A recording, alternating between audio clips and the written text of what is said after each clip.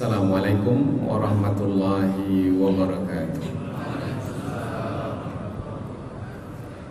Alhamdulillahi rabbil alamin, wa bihi nasta'inu ala umuri dunya waddin, nasta'inuhu wa nastaghfiruh, wa na'udzu billahi min shururi anfusina wa min sayyiati a'malina. Faman yahdihillahu fala mudilla lahu wa man yudlil fala hadiya lahu. Asyhadu an la ilaha illallah wahdahu la syarika lahu wa asyhadu anna Muhammadan abduhu wa rasuluhu la nabiyya ba'dah. Amma ba'd.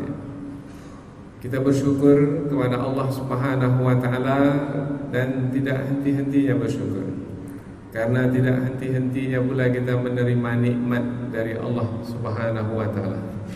Mudah-mudahan dengan banyak bersyukur Allah akan tambahkan lagi nikmat ke atas nikmat yang telah kita terima. Kita bersyukur kepada Allah dengan mengucapkan Alhamdulillahirabbil alamin. Kemudian tidak lupa pula bersalawat kepada Rasulullah sallallahu alaihi wasallam. Karena Allah tidak henti-hentinya bersalawat kepada Rasulullah. Malaikat juga tidak pernah berhenti bersalawat kepada Rasulullah. Inna Allaha wa malaikatahu yusalluna 'alan nabi. Perkataan yusalluna adalah fi'il mudhari', yaitu kata kerja bentuk sekarang dan berlanjut kepada masa yang akan datang. Berarti yadullu 'alal istimrar, tidak pernah berhenti. Sesungguhnya Allah dan para malaikat setiap saat bersalawat kepada Nabi. Ya ayyuhalladzina amanu, wahai orang-orang beriman, sallu alaihi, bersalawatlah kepada Nabi. Kita bersalawat kepada Rasulullah dengan mengucapkan Allahumma salli ala sayyidina Muhammad wa ala ali sayyidina Muhammad. Dan tidak lupa pula bersalam kepada Rasulullah. Salawat diperintahkan, salam pun juga diperintahkan. Ujung dari ayat yang berkenaan dengan perintah bersalawat dan bersalam adalah wasallimu taslima, dan juga ucapkanlah salam kepada Rasulullah. Bersalam kepada Rasulullah dengan mengucapkan assalamu alayka ya Rasulullah, atau seperti salam kita ketika duduk tahiyat. Kita bersalam juga kepada Rasulullah. Assalamualaikum ayyuhan nabiyyu wa rahmatullahi wa barakatuh. Kaum muslimin dan muslimat yang dirahmati Allah, kembali pada kuliah subuh Ahad pagi ini kita meneruskan pengajian tentang akhlak-akhlak mulia, tentang adab-adab mulia yang sudah kita susun sejumlah 120 akhlak mulia, dan kita teruskan kepada akhlak yang ke 87.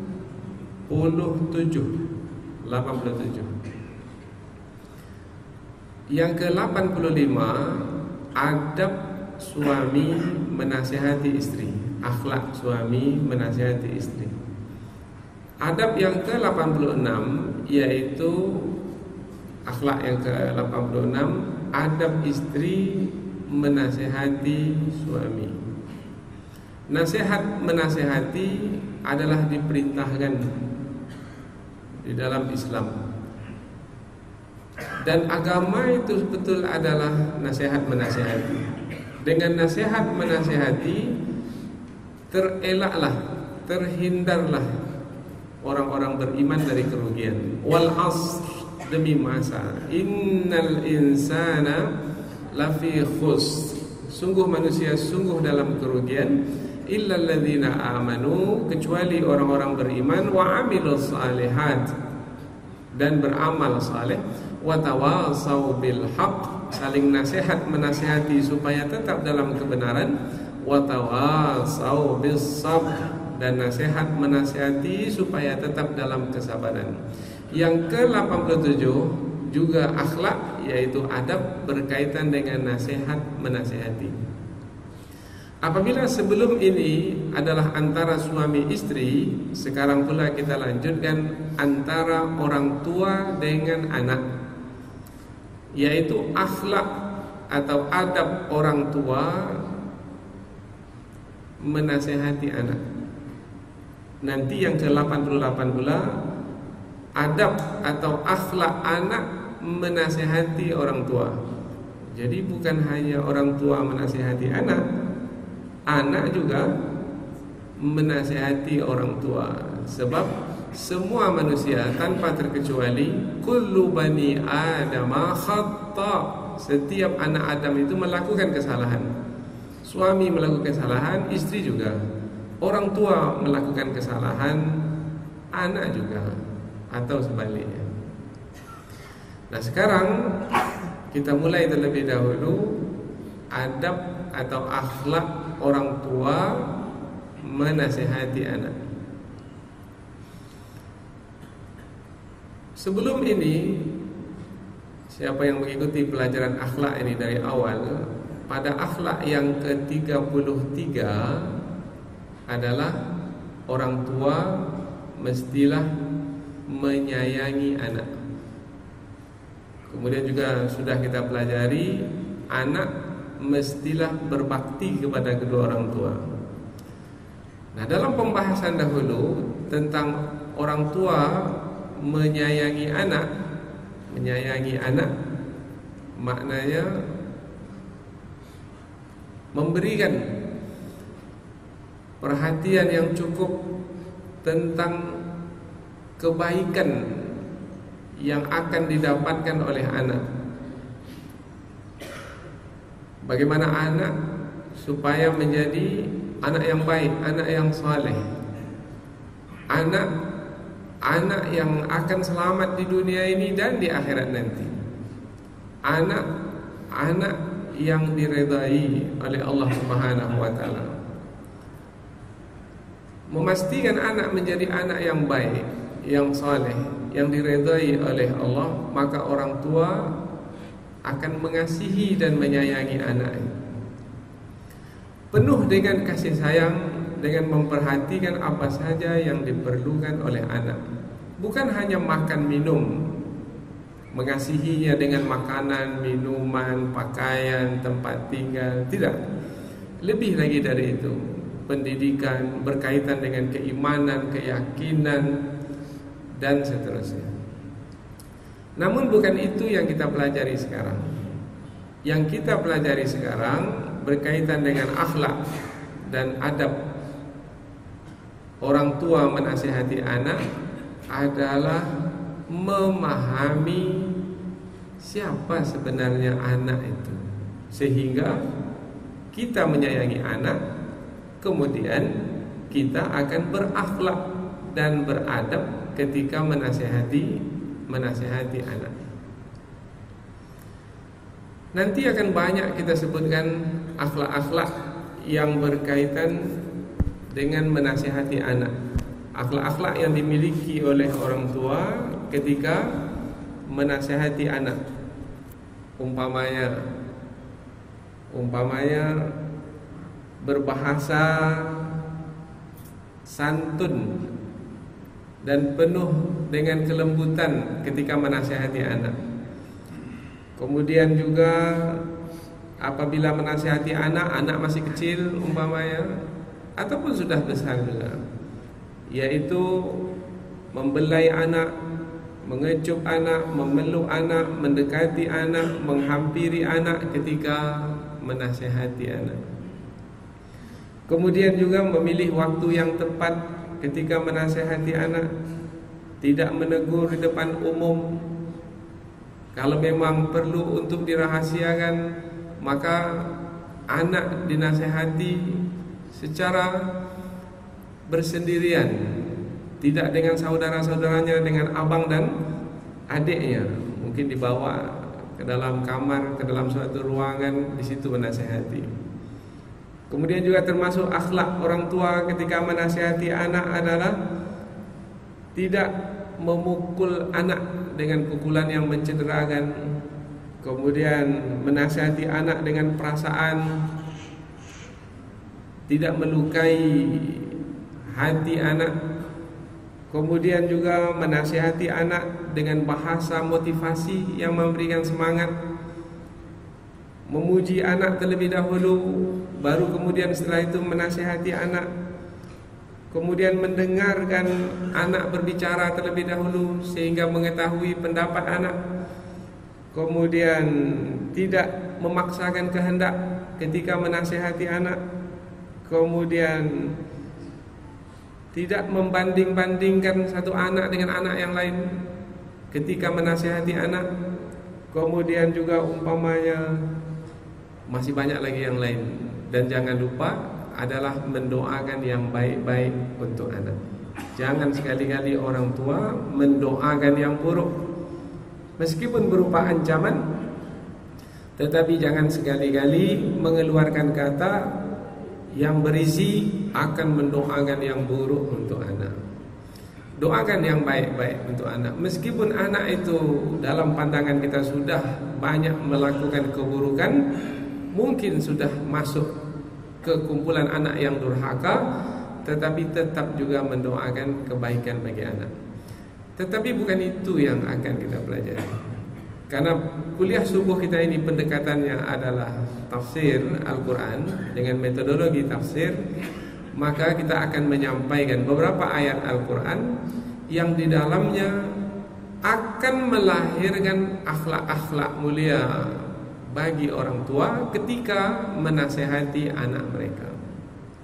Yaitu ada 4. Yang pertama adalah orang tua akan berakhlak mulia ketika menasehati anak apabila orang tua memahami bahwasanya anak yang mereka miliki itu adalah mutiara yang sangat berharga.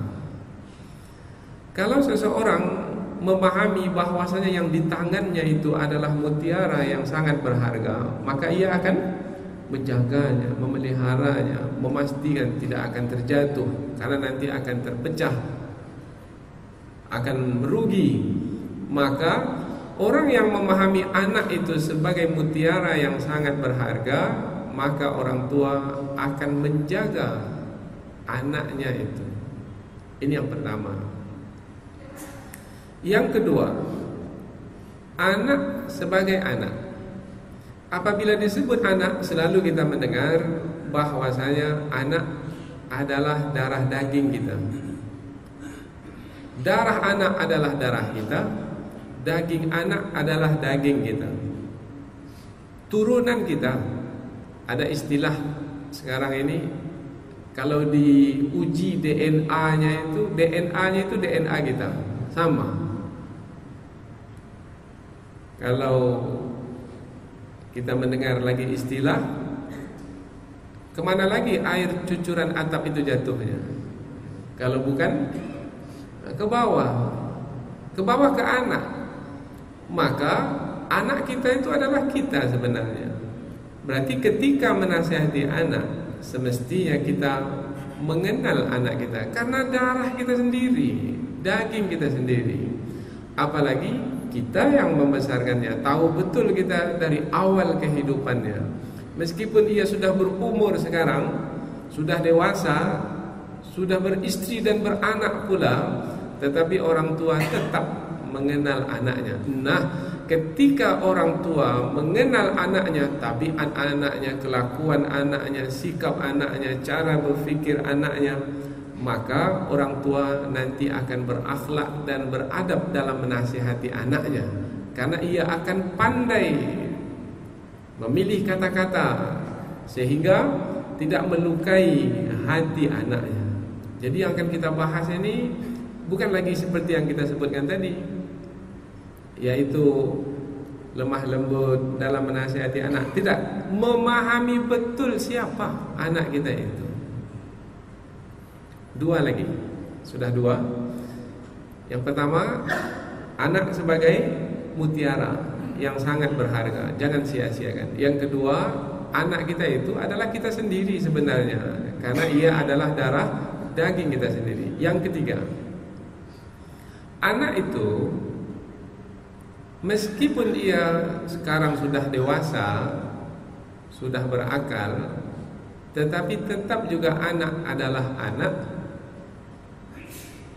Anak adalah anak yang memiliki sifat kekurangan. Orang tua sebagai orang tua, karena Allah telah menetapkan orang tua sebagai orang tua, maka Allah berikan kelebihan kepada orang tua. Lebih khusus adalah dalam memahami kehidupan. Maka dalam berkaitannya dengan kehidupan, boleh jadi anak itu belum memahami dengan baik tentang kehidupan. Maka selalu kita dengar ada istilah, dulu kami lai makan garam dari waang. Kami adalah tentu manis masinnya hidup ini, senang pahitnya hidup ini. Kami sudah lama hidup. Nah, kelebihan yang ada pada orang tua itu, itulah yang akan dipindahkan kepada anak. Anak sebagai anak tetap saja memiliki kekurangan, maka orang tua mestilah pandai-pandai menambahkan kekurangan anak itu. Jadi ketika menasihati anak, mesti berikan kepada anak apa yang sebenarnya anak tidak miliki. Karena anak itu sebagai anak tetap saja memiliki kekurangan. Andaikan dapatlah orang tua memberikan yang diharapkan, yang diperlukan, yang dibutuhkan oleh anak, maka ketika itu anak akan mendengar cakap orang tua. Di situ pandainya orang tua di dalam menasihati anak. Satu lagi, dan yang keempat ini yang paling menentukan. Anak sebagai anak, siapa pun dia, tinggi pun pendidikannya, tinggi pun jabatannya, bahkan anak sebagai anak, sebanyak apapun ilmunya, sehebat apapun ibadahnya, anak sebagai anak tetap juga yang menentukan hidupnya adalah keredaan kedua orang tuanya. Karena ada hadis Rasulullah sallallahu alaihi wasallam, ridallahi fi ridal walidain.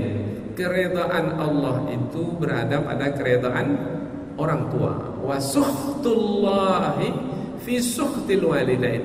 Dan kemurkaan Allah itu berada pada kemurkaan orang tua. Berarti anak tidak dapat tidak. Apabila ingin selamat dalam hidup, ingin terjaga, terpelihara di dalam hidup, maka ia memastikan orang tuanya meredainya. Karena tanpa keredaan orang tua tidak akan mendapatkan keredaan Allah Subhanahu wa taala. Maka orang tua memahami, apabila demikian posisi anak, kedudukan anak, yaitu bagaimanapun keadaan anak, ia bergantung kepada orang tua juga. Karena seperti yang kita sampaikan, bahwasanya keredaan Allah bergantung kepada keredaan orang tua, maka orang tua hendaknya pandai-pandai menggunakan kedudukan sebagai tempat bergantung bagi anak dalam mendapatkan keselamatan hidup di dunia dan keselamatan hidup di akhirat nanti. Empat inilah yang mesti diperhatikan oleh orang tua, sehingga pada akhirnya nanti dari empat ini akan keluarlah akhlak-akhlak mulia dari orang tua ketika menasihati anaknya. Karena kita kaitkan pelajaran akhlak yang ke-87 ini, 87 ini tentang adab atau akhlak orang tua menasihati anak, kaitannya adalah dengan menasihati, ketika menasihati. Pertama, ayat yang kita sampaikan adalah ayat yang terdapat di dalam surah Al-Baqarah, ayat yang ke-132. Allah Subhanahu wa taala berfirman, A'udzubillahi minasyaitonir rajim. Wa wassa biha Ibrahimu banihi wa Ya'qub. Nabi Ibrahim berwasiat kepada anak-anaknya. Siapa anak-anak Nabi Ibrahim? Yaitu Nabi Ismail dan Nabi Ishaq. Wa Ya'qub, Nabi Ya'qub juga berwasiat kepada anaknya. Berwasiat kepada anak adalah salah satu dari nasihat. Apa wasiat Nabi Ibrahim dan Nabi Ya'qub kepada anak-anak mereka? Ya bunayya, wahai anak-anakku, innallaha astafa lakumuddin, sesungguhnya Allah telah memilih agama untukmu. Agama apa yang telah dipilihkan oleh Allah untuk manusia? Dan hanya agama itu yang diredai oleh Allah. Wa raditu lakumul Islam madina, aku redha Islam sebagai agamamu, agama Islam. Fala tamutunna, maka janganlah kamu mati wahai anakku, illa wa antum muslimun, kecuali kamu mati dalam keadaan beragama Islam. Wahai anak-anakku, aku menasihatimu, dan nasihatku ini adalah wasiatku yang mesti kamu pegang teguh, yaitu wasiatku, nasihatku. Kalau disebut wasiat yang akan dijalankan setelah kematian. Kalau disebut nasihat, adalah penyampaian untuk kebaikan. Janganlah kamu mati melainkan kamu dalam keadaan beragama Islam. Yang mau kita ambil dari ayat ini adalah perkataan ya bunayya, wahai anak-anakku. Perkataan ya bunayya ditafsirkan oleh para ulama, seperti Imam Al-Alusi menyebutkan kata bunayya, Nabi Ibrahim, Nabi Ya'qub tidak mengatakan ya abnai, wahai anak-anakku. Tidak, karena perkataan abna, anak-anak, perkataan yang biasa. Tetapi kata abna diganti dengan bunayya. Bunayya maknanya wahai anak-anakku, yang kamu itu adalah, ini penggunaan tasghir. Bunayya itu penggunaan tasghir, maknanya, makna anak di situ anak yang masih kecil, belum dewasa, belum matang. Padahal anak-anak Nabi Ibrahim, ketika Nabi Ibrahim sudah berada di penghujung usia, anak-anak Nabi Ya'qub, ketika Nabi Ya'qub sudah berada di penghujung usia, anak-anak mereka sudah dewasa-dewasa. Tetapi penggunaan kata yang menerangkan anak itu masih kecil menjelaskan bahwasanya orang tua membimbing anak seakan-akan anaknya itu, meskipun anaknya itu sudah dewasa, seakan anaknya itu masih kecil. Nah, ketika memahami bahwasanya meskipun anak itu sudah dewasa tetapi masih perlukan bimbingan, maka orang tua membimbing anak itu dengan kesungguhan, dengan kasih sayang, dengan cinta kasih, dengan penuh perhatian. Ya bunayya, wahai anak-anakku. Maka dikatakan tasghir, isfaq wa mahabbah, yaitu pemilihan kata yang menerangkan tentang cinta kasih dan kasih sayangnya orang tua ketika menasihati anak. Nah, jadi adab atau akhlak orang tua ketika menasihati anak, nasihati anak dengan cinta kasih dan kasih sayang, dengan bahasa yang santun, dengan lemah lembut. Karena manusia tidak suka dengan kata-kata yang kasar, kata-kata yang tinggi, apalagi kata-kata yang keji, kata-kata yang menghina, yang merendahkan. Tidak.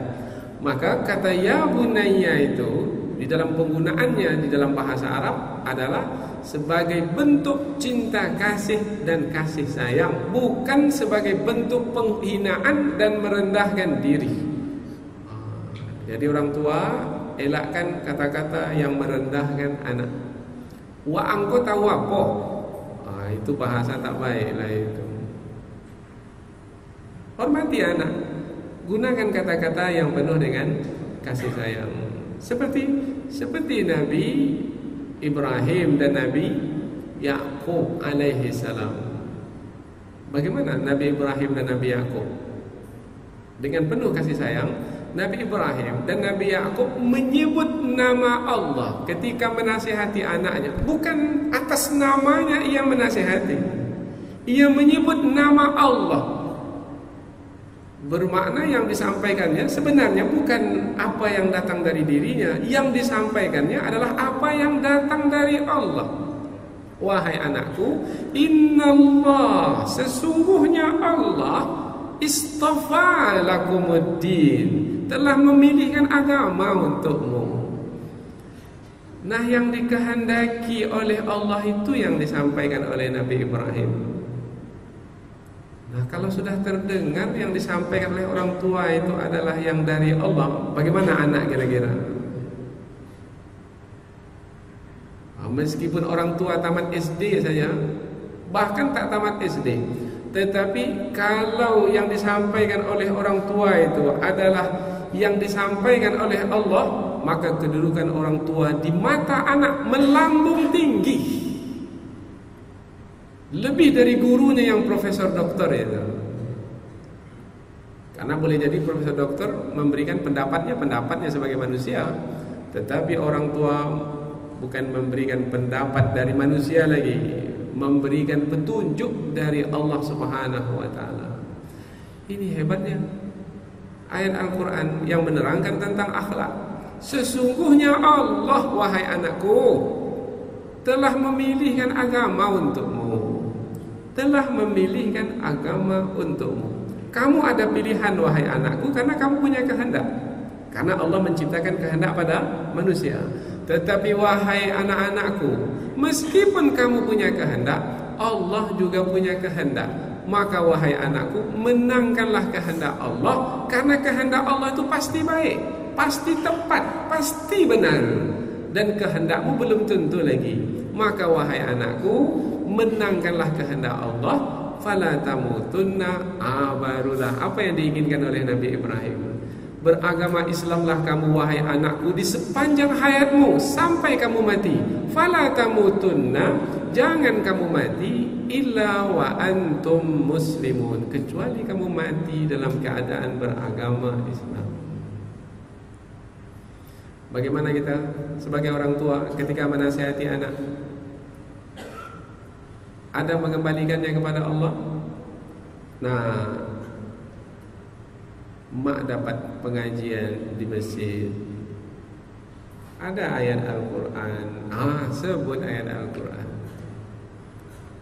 Apa yang mau dinasihati? Kan kita tahu apa saja sekarang ini yang kita khawatirkan daripada anak ini. Oh, anak ini terlalu mengejar dunia sehingga lalai, salat lalai, tidak lagi memperhatikan akhlak-akhlak mulia di dalam mencari rezeki. Kemudian keluarga ditinggalkan, terabai. Kemudian tak peduli lagi halal dan haram. Wahai anakku, mak ada dengar pengajian di masjid tentang kehidupan kita yang sebenarnya ini, seperti yang Allah sebutkan. Sebutkanlah dalam surah Al-Ankabut ayat yang ke-169, bahwasanya Allah berfirman bahwasanya kehidupan yang sebenarnya kita ini adalah kehidupan di kampung akhirat, wahai anakku. Dan sesungguhnya kehidupan dunia yang kita jalani ini dalam surah Al-Ankabut itu adalah kehidupan senda gurau saja, Habis bersenda, bergurau, habislah sudah. Senang sebentar saja wahai anakku. La'ib dan juga permainan. Senang ketika bermain. Selesai bermain, terasalah nanti penat dan capek. Wa ma hadhil hayatud dunya illa lahu wa la'ib wa innad daral akhirah lahiyal hayawan. Sesungguhnya kampung akhirat itulah kehidupan lahiyah, sungguh dia itu kehidupan akhirat itu. Lahiyal hayawan, kehidupan yang sebenarnya. Laukanu ya'lamun, kalaulah mereka mengetahuinya. Wahai anakku, banyak mak melihat orang tak mengetahui tentang kampung akhirat ini, karena banyak mak melihat orang sibuk dengan dunianya. Salat pun ia lalaikan, banyak kewajiban-kewajiban ia lalaikan, macam ia tak akan mati di dunia ini. Padahal yang dia sampaikan siapa aja? Yang dia nasihati siapa? Anaknya sendiri. Kamu wahai anakku, juga mak lihat tak salat, jangan begitu. Gunakanlah kata-kata. Karena kalau kita sudah terbiasa dengan bahasa yang sopan, tersusun rapi, lemah lembut, santun, anak itu sudah memahami. Apalagi tadi kita sebutkan darah daging kita sendiri, maka sangat sensitif sekali. Apa yang dirasakan oleh orang tua sebenarnya sudah dirasakan oleh anak. Kalaupun kata-kata sekarang keluar, kata-kata itu sebagai penegas saja lagi. Anak itu sudah merasa. Nah, itu sama dengan ya bunayya, wahai anakku, dengan cinta kasih sayang. Belum lagi orang tua mengeluarkan kata-kata yang berikutnya, anak dah merasa. Ini adab orang tua. Maka ketika orang tua memperhatikan seperti yang kita sampaikan tadi, maka perhubungan antara orang tua dengan anak akan penuh dengan cinta kasih dan kasih sayang. Bagaimana caranya? Orang tua meninggikan nasihat pesannya itu dengan menyampaikan wahyu Allah Subhanahu wa taala. Jadi wahyu Allah itu yang disampaikan. Seperti Nabi Ibrahim dan Nabi Yakub alaihi salam. Sesungguhnya Allah memilihkan agama untuk. Kita berikan kasus lah satu ya, biar jelas nampaknya. Apa kasusnya? Anak menyampaikan kepada orang tuanya, "Mak, rasanya saya sudah berkeinginan untuk mendapatkan pasangan hidup yang akan mendampingi hidup saya." Siapa calon istri kamu itu? Kata si emak pula, si fulanah mah. Disebutlah namanya. Rupanya emaknya ini tahu si fulanah ini masukkan itu siapa. Oh, rupanya anak perempuan itu ada masalah. Nah, maka apabila ada masalah berarti anak ini salah pilih ini. Salah pilih. Karena orang tua tahu bahwasanya yang akan dijadikan istri itu yang baik, yang menghadap ke Allah, yang taat beribadah. Istilah kita sekarang wanita soleha. Tapi si anak ini tak melihat ke situ, dia lihat cantiknya saja, atau dia lihat keturunannya. Ini yang mana orang kaya ini, orang berada, orang berkedudukan. Maka si emak ini pun menasihati anaknya. Bagaimana supaya anak ini mau menerima nasihat?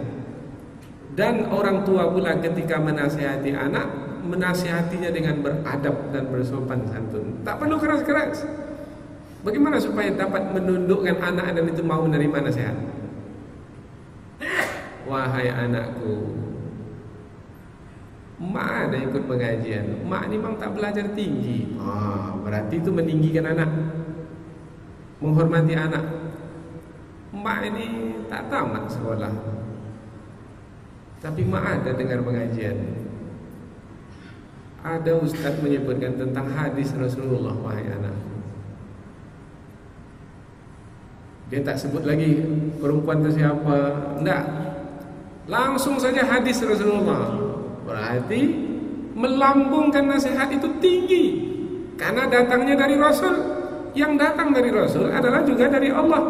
Karena tidaklah yang disabdakan Rasul adalah juga wahyu dari Allah. Bahwasanya wahai anakku, seorang wanita itu dinikahi karena 4. Yang pertama karena kecantikannya, yang kedua karena keturunannya, yang ketiga adalah karena hartanya, kekayaannya, dan yang keempat wahai anakku adalah karena agamanya. Kemudian Rasulullah menyebutkan, dan Ustadz itu pun juga menjelaskan dengan lebih terperinci, yaitu lebih diperhatikanlah hendaknya agama perempuan itu wahai anakku.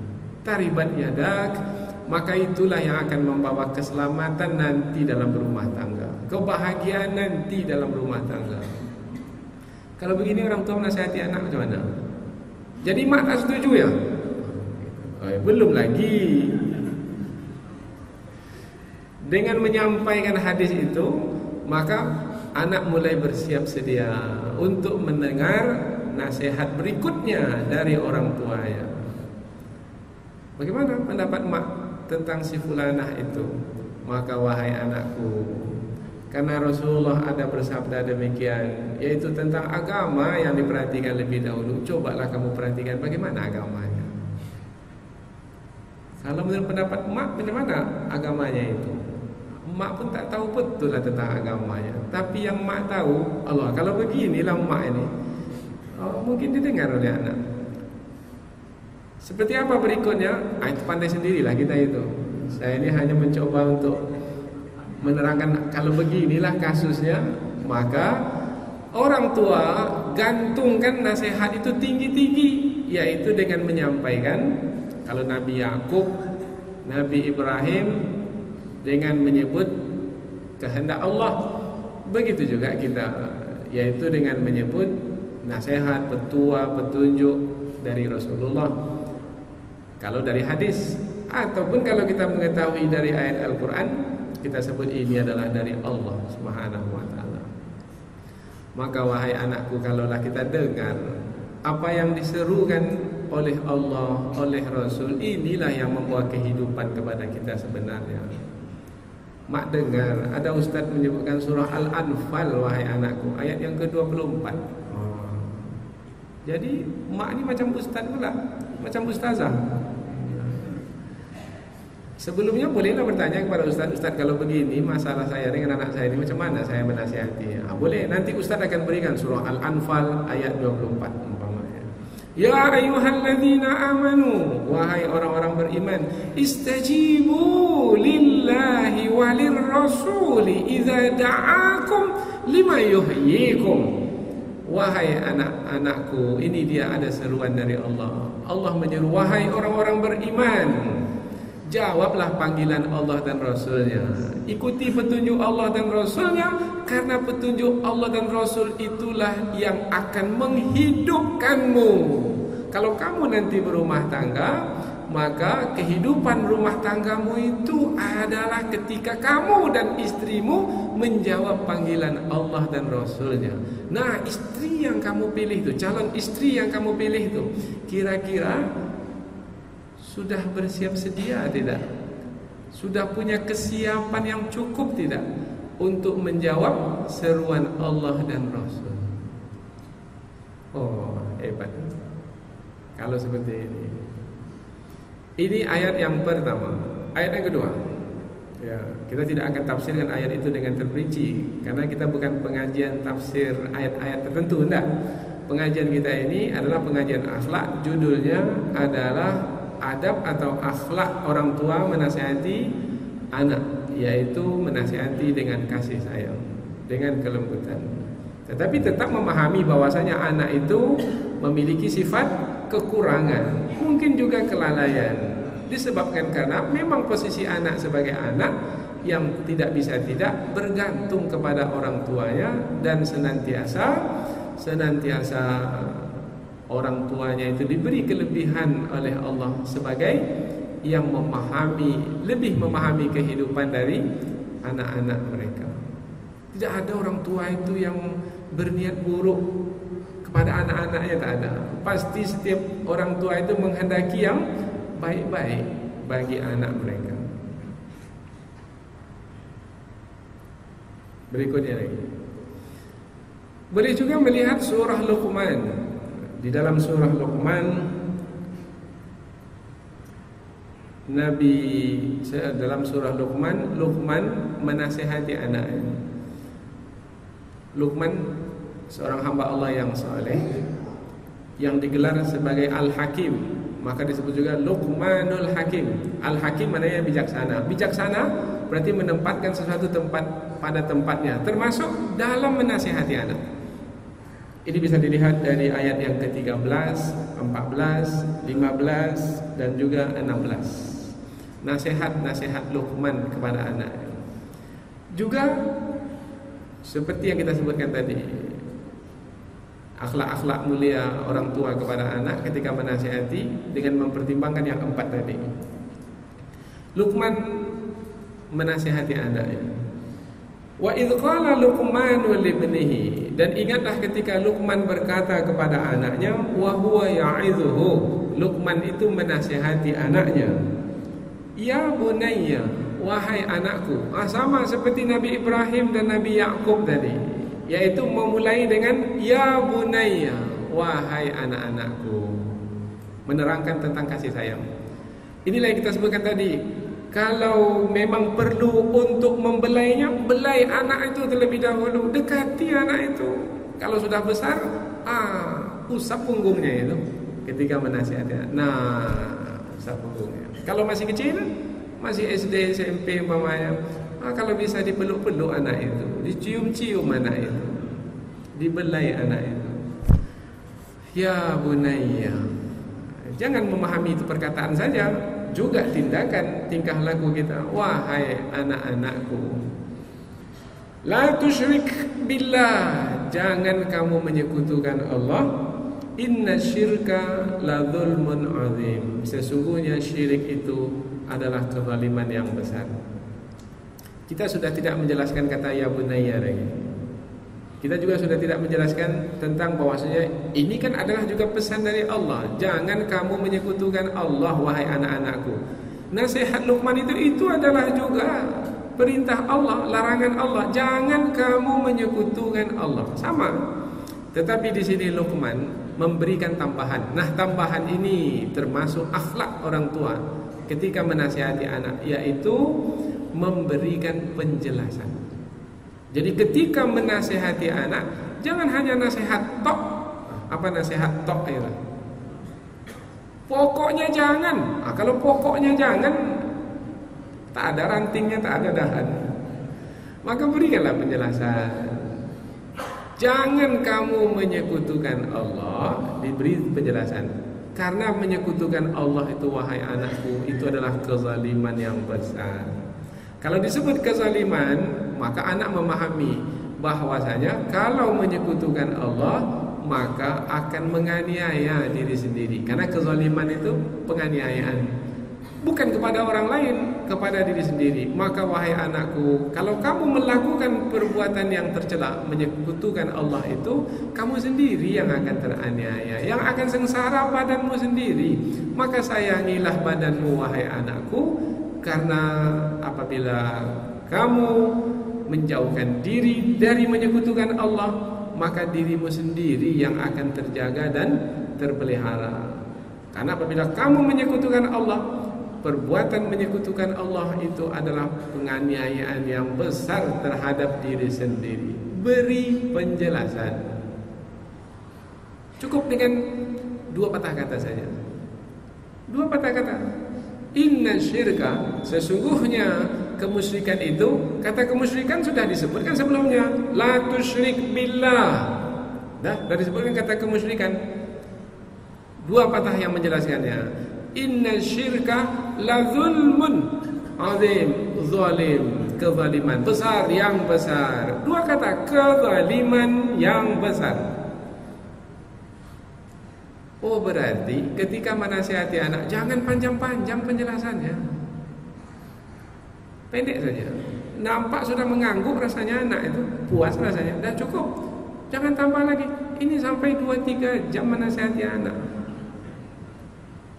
Maka anak itu pun nanti, tadinya awal-awal anak itu dah menerima, tapi karena betul lama betul diulang-ulang itu saja, maka anak itu pun hatinya memberontak. Tadi suka menerima, sekarang menolak.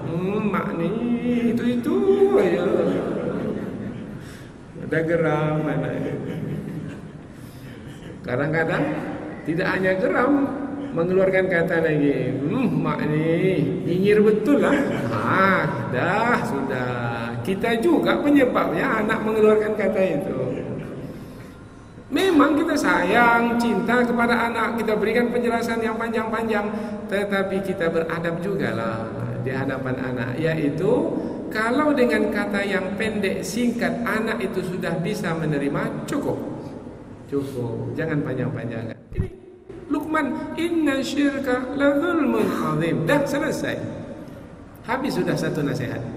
Nasihat berikutnya lain lagi, pembahasan yang lain lagi, pendek saja. Nah, ini yang kita sebut akhlak ketika menasihati anak, yaitu pilih kata-kata yang tepat, pendek, tetapi berkesan bagi anak. Nah, di sini kepandaian orang tua lah di dalam menasihati anak. Berikutnya lagi adalah kita ambil ayat yang ke-16. Ayat yang ke-16, ya bunayya, wahai anakku, innaha in taku mithqala habbatin min khardalin. Nah, kalau ada satu biji kecil seperti biji sawi, biji sayuran di dalam batu yang keras, biji sawi kecil di dalam batu yang keras berarti tersembunyi. Ataupun biji sawi yang kecil itu di langit, jauh di atas sana, atau di dalam bumi terbenam jauh ke dalam sana. Tetapi ya'ti bihallah, Allah mengetahui biji sawi yang tersembunyi itu. Ini maknanya mengingatkan anak, wahai anakku, jangan melakukan kejahatan, meskipun kejahatan yang kamu lakukan itu tidak diketahui oleh orang lain. Kamu pandai menyembunyikannya, jangan nak sembunyikan kejahatan itu. Jangan kamu melakukan kejahatan meskipun tak ada orang lain mengetahui, sebab Allah Maha mengetahui. Ini makna ayat. Yang ingin kita sampaikan adalah akhlak atau adab orang tua ketika menasihati anak. Ada kalanya ketika menasihati anak, jangan langsung kepada permasalahannya. Buatlah kiasan. Apa kiasan itu? Tak langsung dengan membuat contoh. Nah, kalau ada satu biji kecil, biji sawi, biji bayam tersembunyi dalam batu, ini kan tak ada kaitan dengan dosa yang tersembunyi, dengan kemaksiatan yang dilakukan dengan cara sembunyi-sembunyi. Dibuat gambarannya seperti biji sawi. Allah mengetahuinya, wahai anakku. Maka si anak pun akan merasakan, oh iyalah ma, memanglah di kantor itu saya melakukan perbuatan, orang lain tak tahu, saya aja yang tahu. Saya tak akan buat lagi apa yang saya kerjakan itu.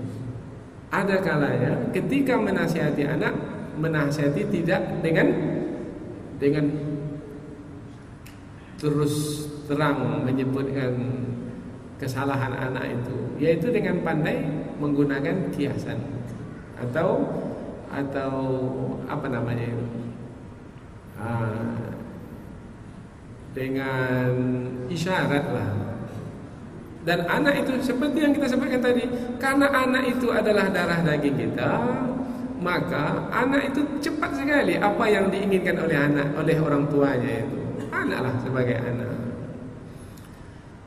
Orang tua ketika menasihati anaknya, bagaimanapun bentuk nasihatnya, kata-kata yang dipilihnya, apabila orang tua itu memahami bahwasanya anak itu adalah mutiara yang berharga, pastilah ia ketika menasihati anaknya menasihati dengan sungguh-sungguh. Jangan sampai mutiara yang ada di tangan itu jatuh ke lantai kemudian terpecah. Bukannya anak semakin mendekat, tapi malah semakin menjauh darinya.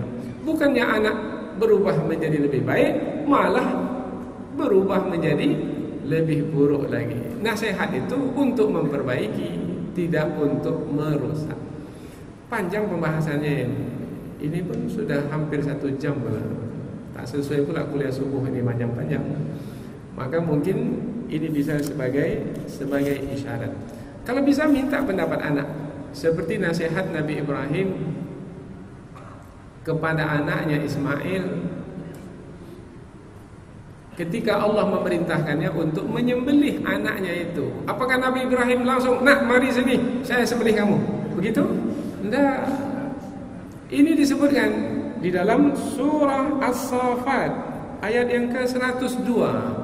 Falamma balagha ma'ahu sa'ya, maka ketika Nabi Ismail itu sudah sampai ke usia bisa berusaha, berarti sudah dewasa. Berarti sudah tumbuh akal pikirannya.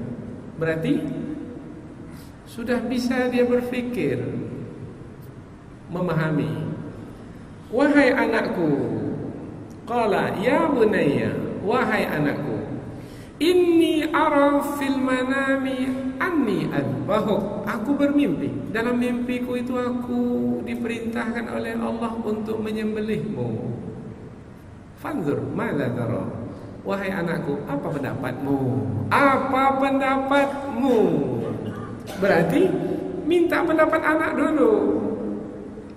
Mungkin boleh jadi kita tidak mengetahui bagaimana anak itu sampai kepada kesimpulan. Pasti anak itu punya alasan. Maka dapatkan alasan anak itu dulu. Fanzur madza tara. Apa pendapatmu wahai anakku?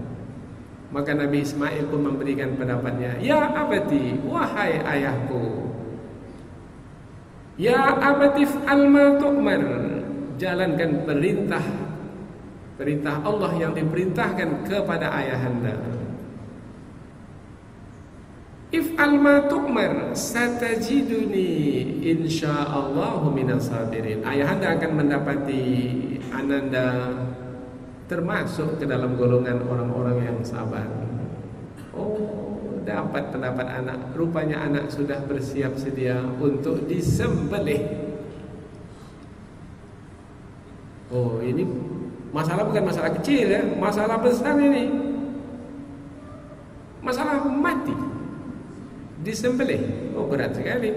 Tapi anak bersedia karena orang tua pandai di dalam membawa anak. Mudah-mudahan insyaallah pembahasan yang sebenarnya pembuka saja. Kalau kita mau mengkaji lagi, banyak lagi yang bisa dikaji. Ingat juga hadis Nabi riwayat Imam Al-Bukhari, orang tua ketika menasihati anak hendaklah berakhlak mulia, beradab, karena kalau tidak beradab bermakna tidak mengasihi. Siapa yang tidak mengasihi tidak akan dikasihi. Hadis Nabi, man la yarham la yurham. Barang siapa yang tidak mengasihi tidak akan dikasihi. Kemudian pandai-pandailah dalam mengasihi anak ketika menasihati anak. Ada kisah pada hari raya, ada seorang anak menangis. Rasulullah pulang dari salat hari raya, kemudian ada mendapati anak satu menangis. Kemudian Rasulullah mendekati, wahai anakku, padahal bukan anak beliau, wahai anakku, mengapa kamu menangis? Ini akhlak Rasulullah ketika menasihati seorang anak yang punya masalah. Anak ini pun menceritakan masalahnya. Ya Rasulullah, kawan-kawanku semua punya ayah, mereka bergembira dengan ayah mereka pada hari raya ini. Sementara ayahku meninggal dalam perang ya Rasul. Sekarang aku tak memiliki ayah, bagaimana aku akan bergembira? Menangis. Anak ini menangis. Sahabat-sahabatku punya mak, punya ibu. Mereka bersama ibu mereka dalam pelukan ibu mereka. Ibu mereka mendekati mereka, bersama mereka. Tetapi ibuku pula jauh dariku ya Rasulullah. Ibuku itu sudah kawin lagi ya Rasul. Sudah sibuk pula dengan ayah diriku itu. Aku sedih, itulah sebabnya aku menangis ya Rasul. Oh, rupanya anak ini terlantar. Kemudian anak ini menambahkan lagi, ya Rasul. Rasul dengar, satu-satu Rasulullah dengar. Ada 4 yang disebut oleh anak, baru 2 disebutkan. Satu lagi, ya Rasul, anak-anak yang lain dapat berpakaian bagus, berpakaian baru di hari raya ini. Bajuku inilah dia Rasul. Dan kawan-kawan yang lain dapat makan sedap lezat pada hari ini, aku tak dapat wahai Rasul. Berapa yang disampaikan anak ini? 4. Keempat-empatnya didengar oleh Rasul. Jangan potong anak. Dah, mari pada sini. Dengarkan dulu. Ketika kita mendengarkan semua, dah habis semua, dia luahkan, itu kan namanya curhat. Dicurahkan semua isi hatinya. Sudah habis semua, maka Rasulullah pun membawa tangan anak itu pulang ke rumah. Rasulullah tahu apa tadi? 4. Maka keempat-empat itu dijawab oleh Rasul. Wahai anakku, mau tidak kalau aku menjadi ayahmu? Oh, mau ya Rasul. Itu menjawab yang pertama tadi. Mau tidak kamu Fatimah menjadi kakakmu? Oh, mau ya Rasul. Mau tak kamu tidak Ali bin Abu Thalib itu menjadi paman? Mau ya Rasul. Anak tadi menyebut ayah maknya saja.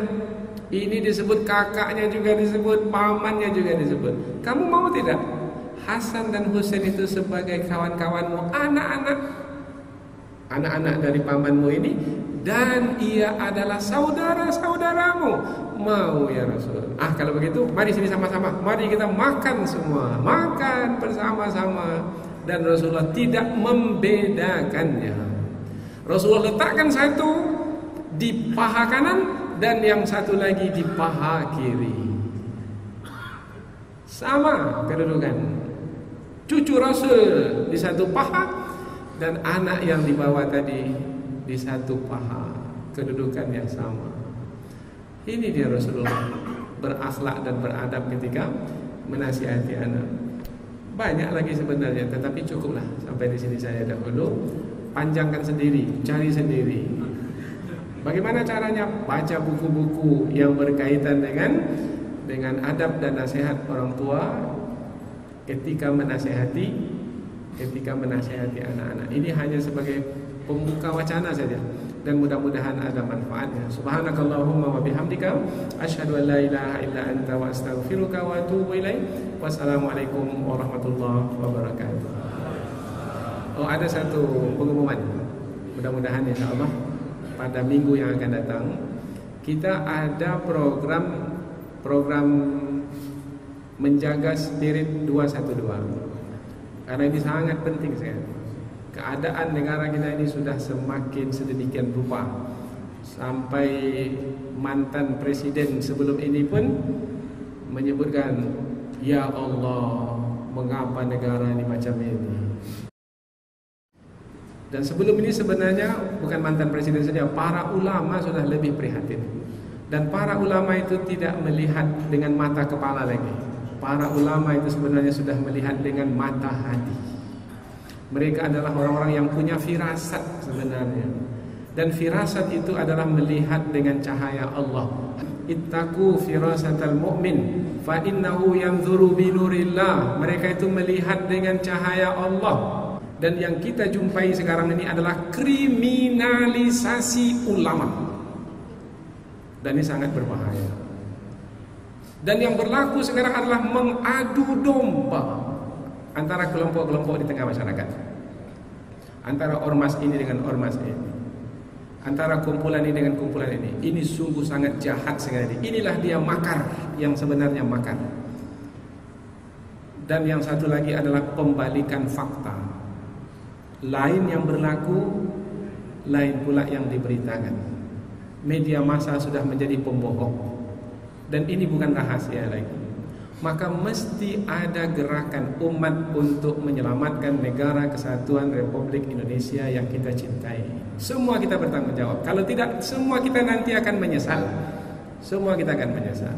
Musuh inilah yang dinanti, ini yang dia nanti. Bagaimana negeri ini hancur.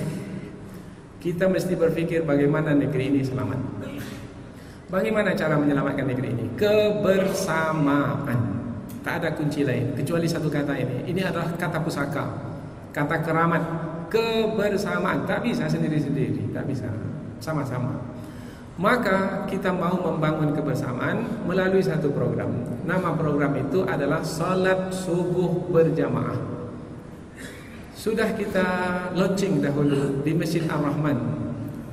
Dan ini adalah untuk kali yang ke-6, yaitu kita akan adakan di Masjid Al-Mukhlisin, Jalan Sutomo, hari Ahad yang akan datang.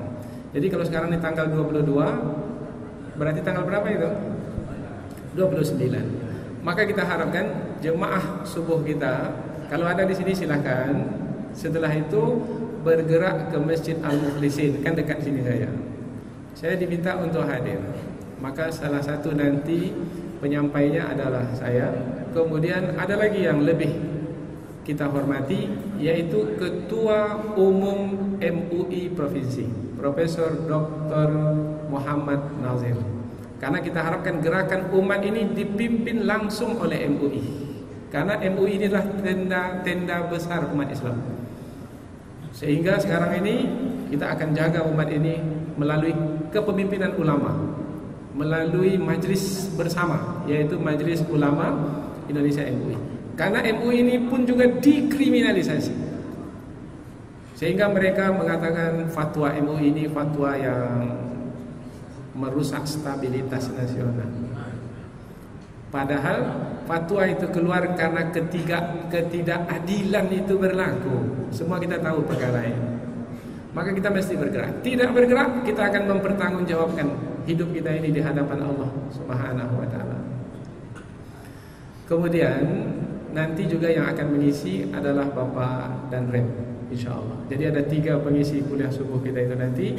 Dan dari masjid mana-mana silahkan kita pergi ke sana, kita ramaikan. Kalau bisa melimpahlah hendaknya masjid itu sampai ke luar nanti. Untuk kita sampaikan, ini cara kita berdemonstrasi. Jadi demonstrasi bukan lagi di jalan-jalan saja, enggak, itu ya terus. Tapi yang lebih hebat lagi adalah kami bersama melalui masjid rumah Allah untuk menyelamatkan negeri ini. Dan tidak ada peluang bagimu wahai penjajah, baik itu sebagai boneka penjajah di dalam ataupun penjajah yang dari luar menggunakan orang-orang di dalam negara ini. Penjajah dari luar semua kita sudah tahu. Ada proksi barat, ada proksi timur. Sekarang sudah terang-terangan. Maka tidak ada jalan lain kecuali kita tegak berdiri untuk menyelamatkan negeri yang kita cintai ini. Maka dimohon kepada kita semua, tanggal 29 hari Ahad pagi kita subuh berjamaah di Masjid Al-Mukhlisin. Sebenarnya kita sudah subuh berjamaah juga di masjid-masjid kita, tetapi ini menjadi program dan kita akan roadshow dari masjid ke masjid. Sampai nanti kita akan roadshow dari kabupaten ke kabupaten. Dan kita minta bupati dan wali kota ikut serta sekali. Kalau bisa gubernur turun sekali. Gubernur turun sekali. Ini waktunya. Karena musuh sudah ada di hadapan.